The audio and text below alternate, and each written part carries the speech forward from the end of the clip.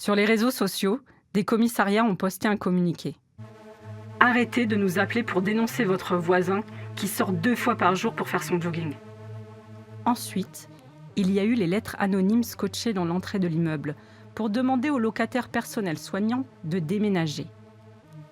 En ces temps de guerre, pour reprendre l'expression présidentielle, chacun montrait le meilleur ou le pire en lui. Comme les propriétaires de Mélina. Procès, crimes et faits divers.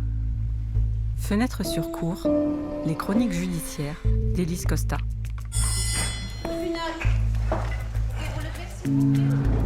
Saison 3. Le 16 mars 2020, la France s'arrête. Le confinement est décrété. Alors Mélina demande à sa mère, en résidence senior, à sa fille et à sa petite-fille de venir loger chez elle. Au moins, ils seront tous ensemble et pourront continuer à se voir. Mais 15 jours plus tard, elle déménagera en catastrophe, au milieu de la nuit. À l'époque, l'affaire fait grand bruit. Les journaux titrent « Coronavirus, une infirmière mise à la porte par ses propriétaires. Une infirmière et sa famille chassées de leur logement par crainte du coronavirus. Pour pousser une infirmière à partir, son propriétaire lui coupe l'eau et l'électricité. » À l'image, sur le papier, Mélina raconte son histoire. Ses propriétaires lui ont fait vivre un enfer, à elle et sa famille, pendant le confinement, jusqu'à les faire partir. À l'émotion nationale succède le soutien des politiques. Le couple de propriétaires, âgés respectivement de 76 et 80 ans, est placé en garde à vue. Mélina porte plainte pour, entre autres, emploi de voies de fait ou contraintes pour forcer des personnes à quitter leur lieu d'habitation et harcèlement moral. À la barre du tribunal de Montpellier, son histoire n'a pas changé. Mélina dit « Tous les jours, il y avait quelque chose. Le portail laissé ouvert, empêchant la petite fille de Mélina de jouer dans le jardin commun. Les meubles que l'on bouge aux aurores pour réveiller tout le monde. Les coupures d'électricité intempestives. Les gaz de la voiture poussés à fond sous les fenêtres pour enfumer l'appartement. » Au service réanimation où elle travaille 73 heures par semaine, Mélina reçoit tous les jours des appels de sa mère et de sa fille en larmes. Alors, tous les soirs, en rentrant, Mélina grimpe l'étage qui la sépare de sa voisine pour tenter de calmer le jeu. Elle lui explique « Madame, on a plus de risques d'attraper le coronavirus en montant ainsi tous les soirs. » Et la voisine de répondre « Oh, que vous l'attrapiez, vous et votre famille, c'est pas mon problème. » Dans la salle d'audience, les sourcils se froncent au-dessus des masques. Pourquoi le couple de propriétaires voulait tant que Mélina et sa famille partent, si ce n'est par peur du coronavirus? En fait, tout est parti du chien. La fille de Mélina a un petit épagneul breton de 4 mois. Un jour, il s'échappe sur la route. Un passant sonne au portail pour le ramener. C'est la voisine de 76 ans qui ouvre et ce qu'elle comprend, c'est que le chien a attaqué le passant. En réalité, le chiot s'est bien jeté sur lui, mais pour jouer.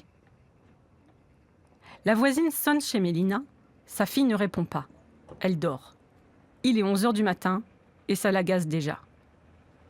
Quand la fille de Mélina vient enfin récupérer son chien, la voisine de 76 ans lui dit qu'il a agressé un passant.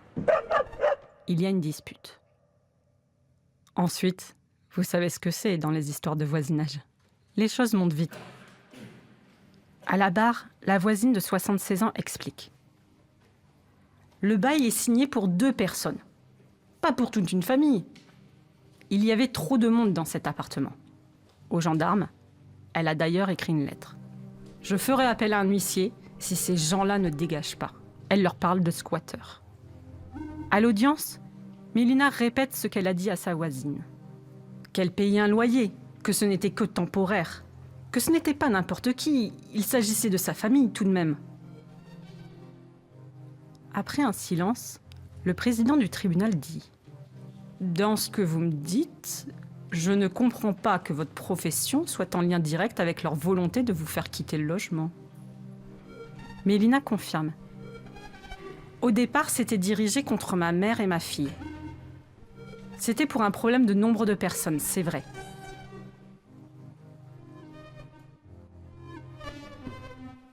Elles sont défendues par le bâtonnier de Montpellier, Maître Lévy.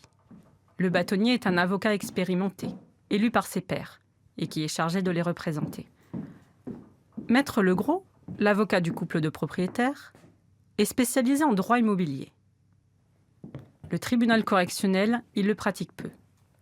Alors ce dossier, il l'a épluché en long, en large et en travers. 250 pages tout de même. Et il n'y a pas vu le certificat médical de Mélina, qui ferait le lien entre son arrêt de travail et un harcèlement moral subi. Les gaz du pot d'échappement de la voiture des propriétaires ? Il y a une vidéo, prise par la fille de Mélina, et qui montre que les fenêtres sont fermées. Pour l'eau et l'électricité, les appartements de Mélina et des propriétaires sont reliés. S'il y a une coupure chez l'une, il y en a forcément une chez les autres. Il dit que personne n'a lu le dossier. Pas même le bâtonnier. Il retrace les événements. L'incident du chien fugueur a eu lieu le 23 mars. Le 27, Mélina et sa famille quittaient l'appartement. Il conclut 4 jours. Le harcèlement le plus court de la Terre. Et ainsi, fin juin 2020, le couple de propriétaires a été relaxé. Parce qu'au fond, coronavirus ou pas, il y aura toujours des querelles entre voisins. Fenêtre sur cour est un podcast produit par Arte Radio.com. Vous pouvez l'écouter sur le site arteradio.com ou votre application de podcast favorite. N'hésitez pas à nous soutenir en laissant des étoiles ou des commentaires. Rendez-vous dans 15 jours pour le prochain épisode.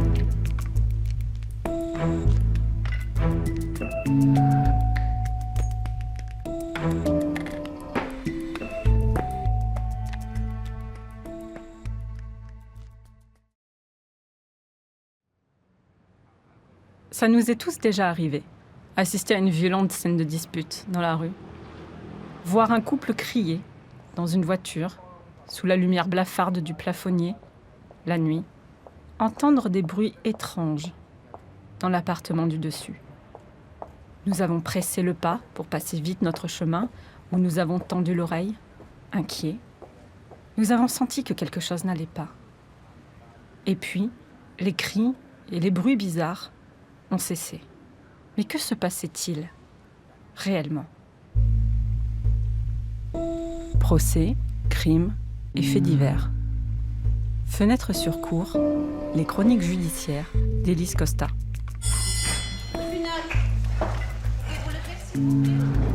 Saison 2.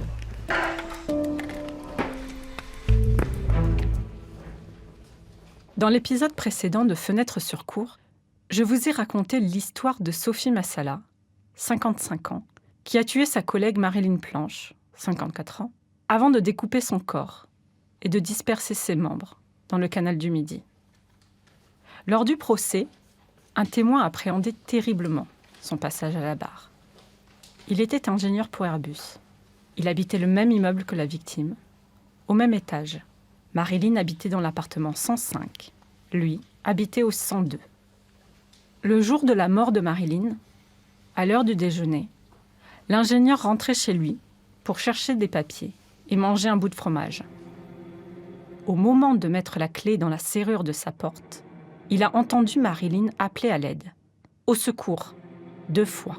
Il s'est alors retourné et a vu sa voisine, en petite culotte, au milieu du couloir.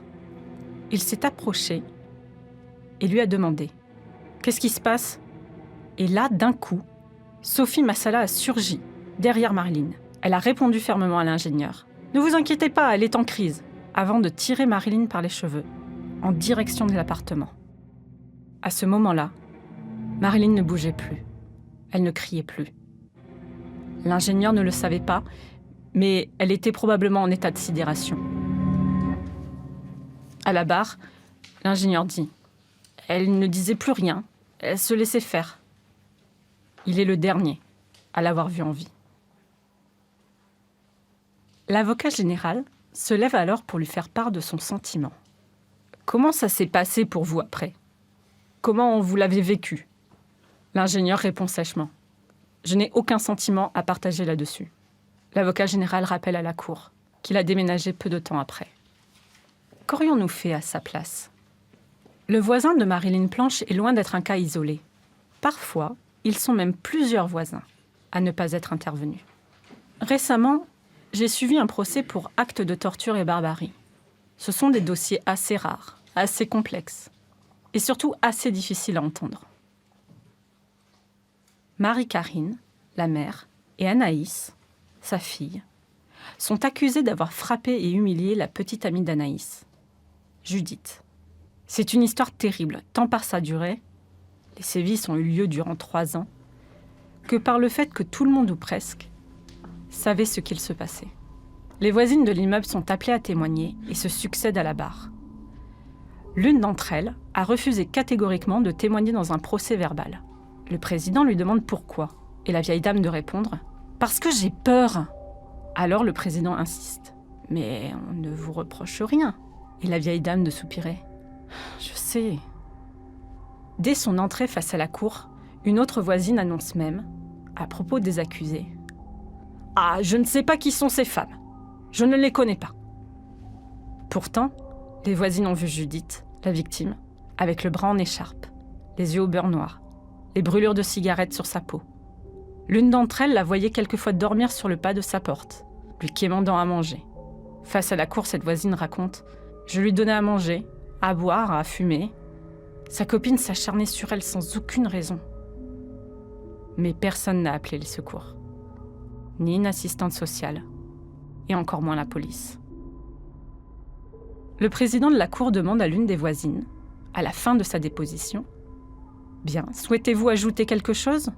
Elle répond, « J'espère que cette histoire, elle parte pas loin par rapport à moi. » Elle est effrayée à l'idée que les accusés lui tombent dessus un jour. Les dépositions des voisins nous rappellent combien la frontière est ténue entre se mêler de ses affaires et se retrouver à témoigner devant une cour d'assises. Et combien la peur peut parfois ternir notre bon sens. Qu'aurions-nous fait à leur place ? Une chose est sûre. Une fois que vous êtes témoin de ce genre de choses, vous savez ce que vous ferez désormais.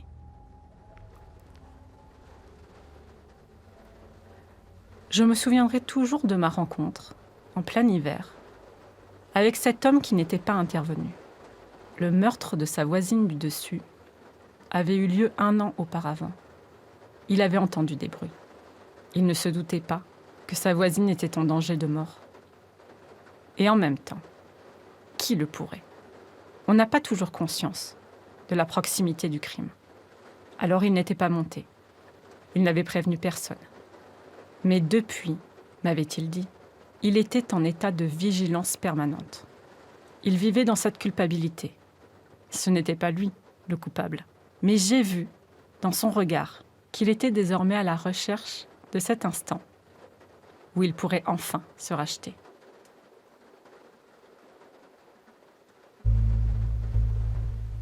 Fenêtre sur cour est un podcast produit par Arte Radio.